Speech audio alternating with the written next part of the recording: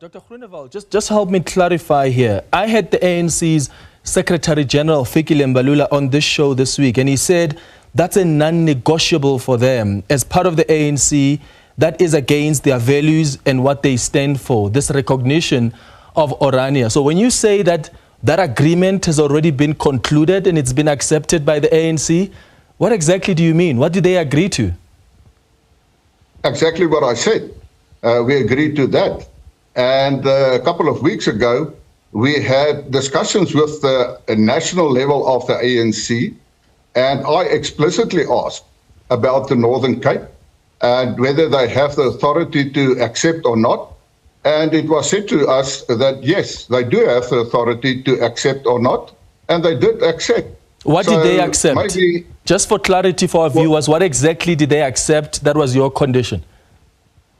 The agreement that we've put forward in the Northern Cape was accept, and that agreement states, for instance, that all the documents and, for instance, court cases, where they re-emphasize the fact that they recognize those actions taken to recognize the status of Orania.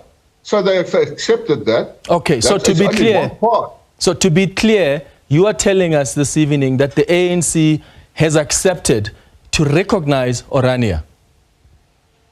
Well, as I said, yes, well, they've accepted the agreement, but let me put it very clearly. It is not for the ANC to decide whether they recognize Orania or not. It is a constitutional matter. Section 235 makes it possible for an Orania to exist.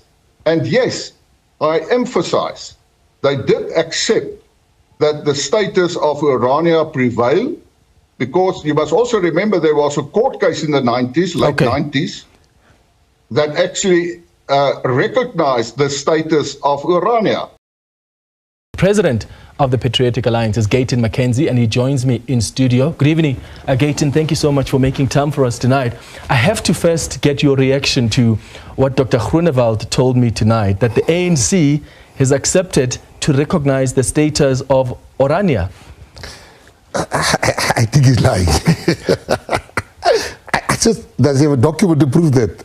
Because, I mean, like, I've been to Orania, and they're doing good work in Orania, the country, the place is going forward, but it is against nation building.